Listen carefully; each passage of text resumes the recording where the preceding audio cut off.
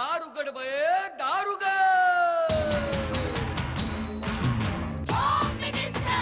कोणाला बघ, शाळेला उशीर होतो.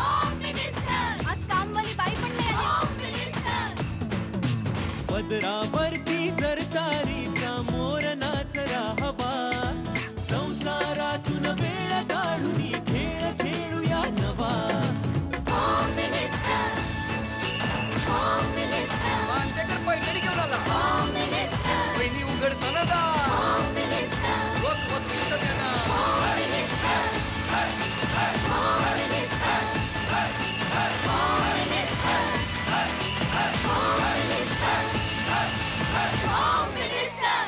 नमस्कार.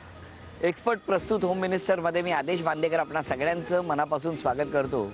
बीडीडी चाळ नंबर 19 वरळी मुंबई या ठिकाणी आपण जाऊन भेटणार आहोत तृप्ती संतोष शिंदे वहिनींना. बीडीडी चाळीचं हे मैदान ज्याला जांभोरी मैदान म्हणतात, ज्या ठिकाणी मी उभा आहे त्या ठिकाणी अनेक सभा गाजलेल्या आहेत, अनेक उपक्रम राबवलेले आहेत. जांभोरी मैदान बीडीडी चाळ या ठिकाणी जाऊन आपण आजच्या शिंदे वहिनींना भेटणार आहोत. थट्टा मस्करी वहिनी करतात का? वहिनींना राग येतो का? वहिनींना मस्करी आवडते का? की बाबा थट्टा मस्करी केलेली अजिबात आवडत नाही.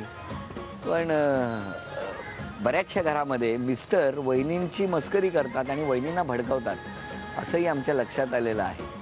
शिंदे वहिनींच्या घरात काय होतं? चला सुरुवात करूया आजच्या या भागाला.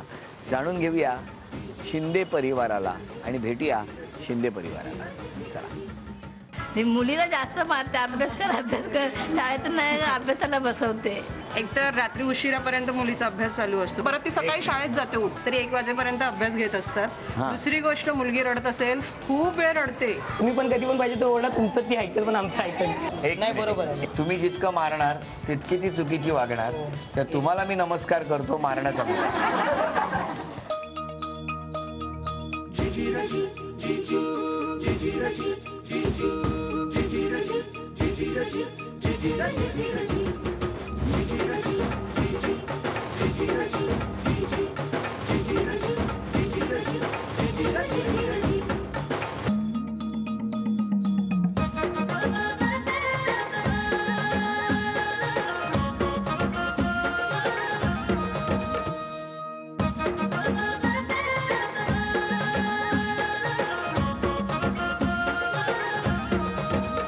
उखाणा घ्या.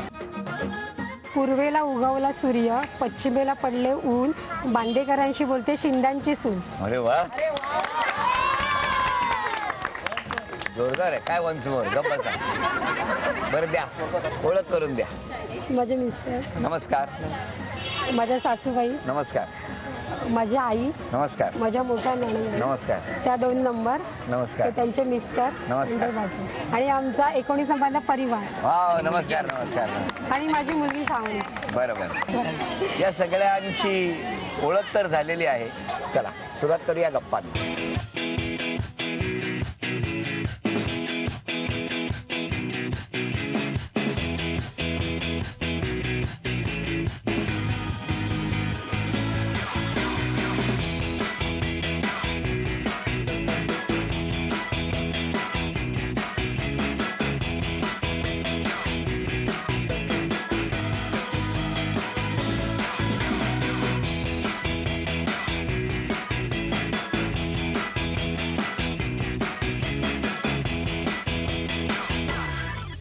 नमस्कार.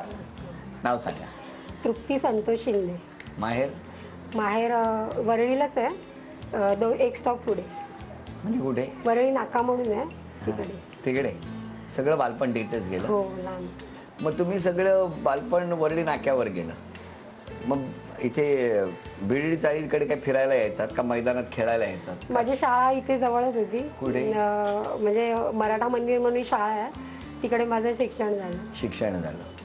बरं, मग पुढे काय झालं? पुढे म्हणजे शिक्षण नंतर मग मी असं महाराष्ट्र व्यापारपेठेमध्ये आमचं म्हणजे मी असं जॉबला असायची, त्यामुळे ह्यांची आणि माझी ओळख झाली. बोलवा मिस्टरांना. या. नमस्कार, बसा. स्वागत आहे तुमचं. धन्यवाद. काय झालं तुमचं कसं काय? ती शिक्षण घेऊन नंतर गावी गेली. हा गावावरनं परत मुंबईला आली. ऍक्च्युली आम्ही एकत्र जायला वरळीला आहे, पण आमची वरळीला कधीच गाठभेट नाही झाली. कधीच नाही. कधीच नाही झाली.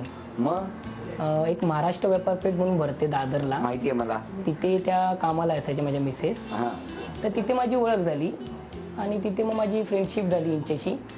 आणि मग त्याच्यानंतर मग आम्हाला कळायला लागलं की आम्ही एकच ओळीत राहतोय. ही पुढच्या स्टॉपला राहते, मी मागच्या स्टॉपला होती, मराठा मंदिरला होते आणि मी त्या पुढच्या शाळेत मराठा हायस्कूलला होतो.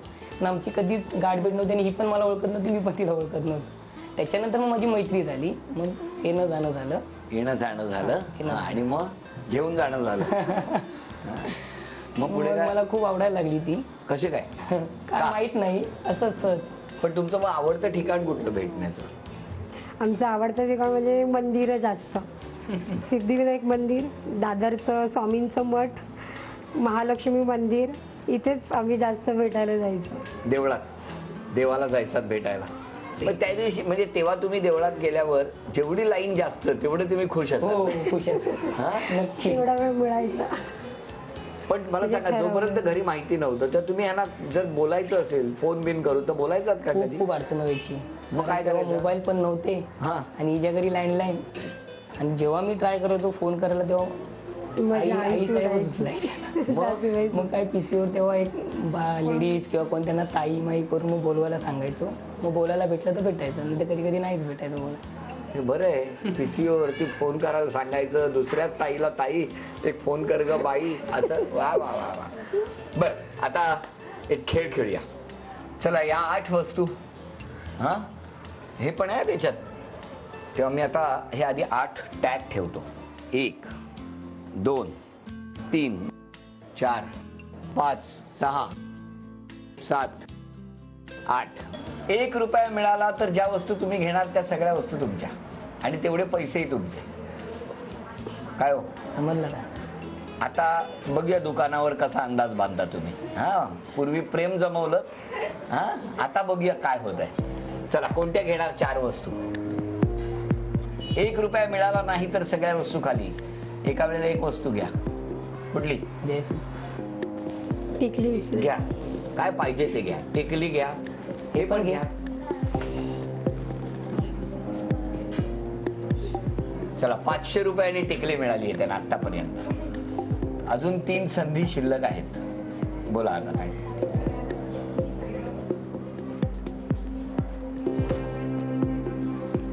हा 2. चला, आता इथे तरी एका 1 रुपया.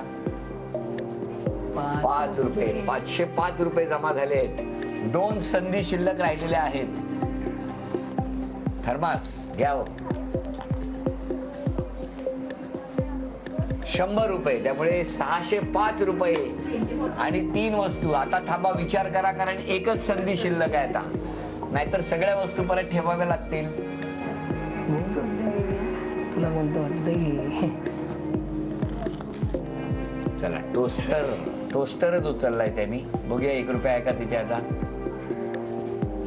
1000 रुपये होते, पण 4थ्या वस्तूचा सुद्धा अंदाज चुकला, त्यामुळे हे बक्षीस गेलं. पण बघूया 1 रुपया आहे कुठे ते तरी बघूया. फ्रेम कडे आहे का? 10.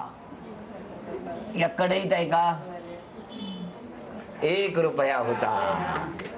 जर मोठ्या वस्तू आधी 4 उचलल्या असत्या किंवा 3 उचलल्या असत्या तरी सुद्धा खूप मोठा फायदा झाला असता.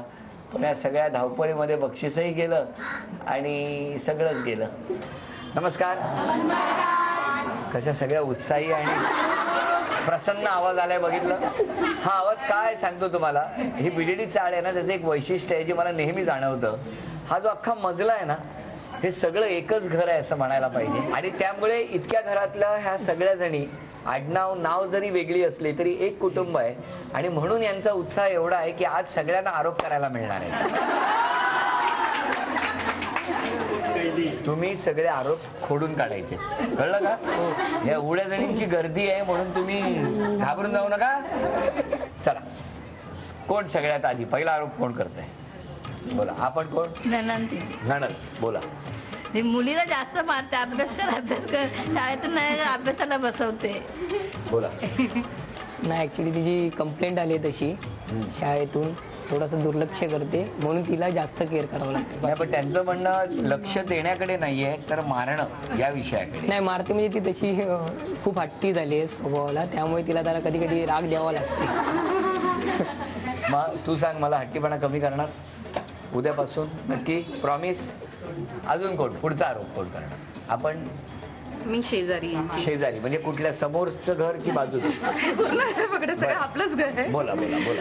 तृप्ती वहिनी कधीही कुठेही जायचं असलं तर वेळेवरती बाहेर पडत नाही, हा मेन प्रॉब्लेम आहे. ट्युशन असो, स्कूल असो या अदर काही ऍक्टिव्हिटीज असो, पण तृप्ती वहिनी वेळेवर नसतात. तृप्ती वहिनी किंचाळावं लागतं सारखं. बरं, तुमच्याकडे किंचाळाची जबाबदारी कोणाची आहे?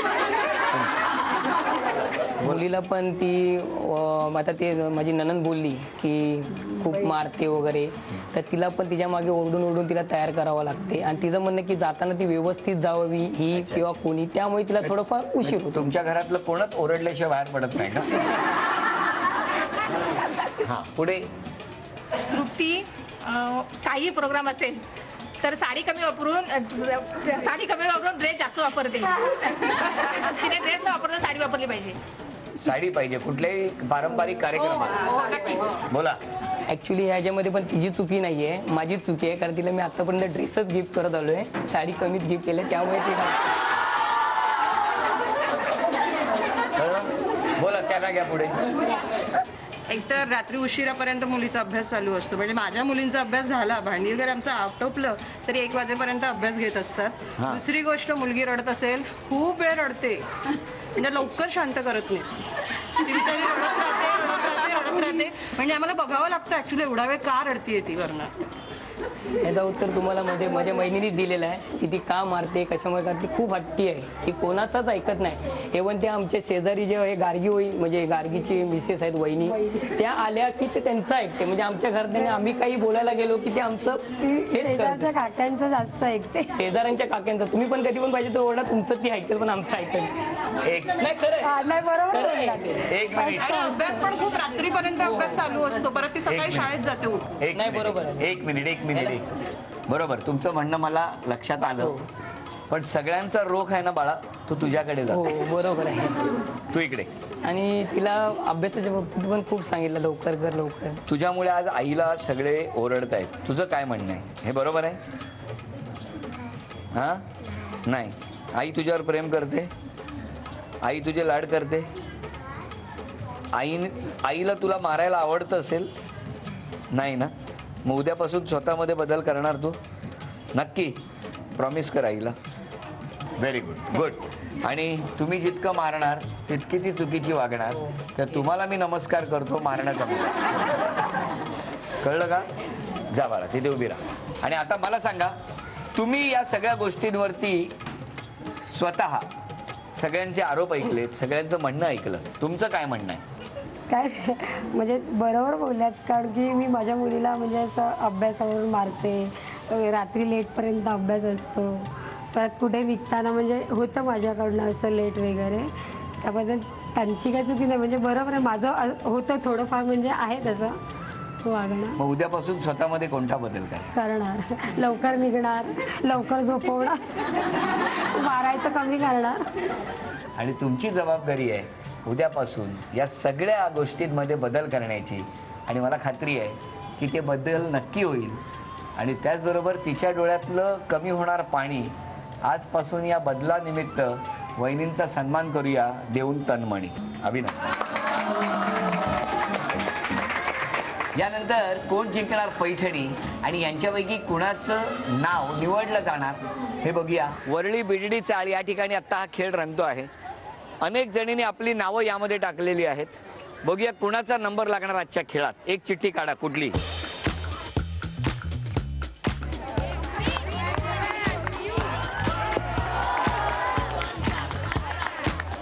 समिधा योगेश राऊत.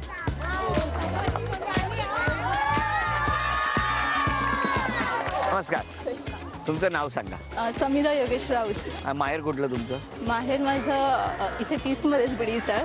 30. हा, मैदानाच्या साईडला. आणि सासर? सासर 19. मला सांगा, 19 आणि 30 हे कसं काय? म्हणजे त्यांचे मित्र माझ्या क्लासमध्ये होते. त्यांचे आहेत ते आता मिस्टर नाही, ऑफिसला नाही. ऑफिसला आहे. मग आता पैठणीच्या खेळात तुम्ही सहभागी होणार आहात, यांना हरवणार आहात. हा हो काय हो, या म्हणतात तुम्हाला हरवणार म्हणून. बघूया. समोरासमोर खोली आहे आमची. तुमची समोरासमोर राहता. बघूया आता कोण पैठणी जिंकणार. खेळ सोपा आहे. दोघींनाही 10-10 संधी मिळणार आणि त्यानंतर इकडे चेंडू टाकायचा. तो मध्ये टप्पा पडून पलीकडे गेला पाहिजे. लक्षात ठेवा, कोणतीही बाटली त्यातली पडली तरी सुद्धा ती मोजली जाणार आहे, पण चेंडूचा स्पर्श होणं गरजेचं आहे. या दोघींपैकी ज्यांची गुणसंख्या जास्त होणार त्या ठरणार आजच्या भागातल्या होम मिनिस्टर, ज्यांना मिळणार आहे पहिलं तुमच्यासाठी 1.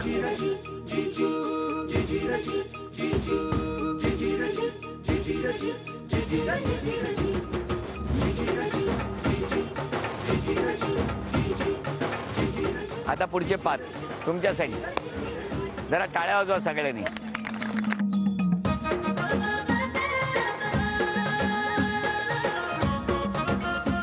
1 2 पडलेत. थांबा तुम्ही थांबा, तुम्ही घ्या पुढचे. 2 ही गुणसंख्या आतापर्यंत यांची.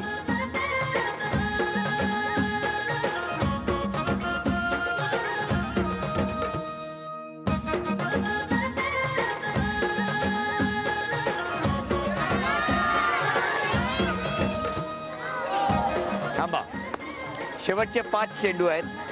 2 झाले तर बरोबरी, 3 म्हणजे 2 पेक्षा जास्त झाले तर पैठणी तुमच्याकडे, नाहीतर पुन्हा बघू काय होणार, नाहीतर पैठणी यांच्याकडे.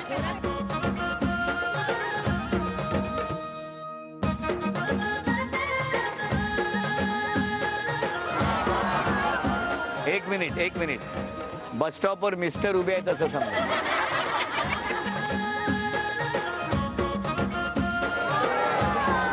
शेवटची संधी आहे, शेवटची संधी. अभिनंदन. झी मराठीकडून ही भेटवस्तू तुमच्यासाठी. अभिनंदन. उपविजेत्या ठरल्या शिंदे वहिनींना झी मराठीकडून हे चांदीचं नाणं. अभिनंदन. आणि आजच्या भागात होम मिनिस्टर ठरल्या शेवटच्या क्षणी या खेळात सहभागी होऊन राऊत वहिनींना तथास्तू पुणे यांच्याकडून ही पैठणी.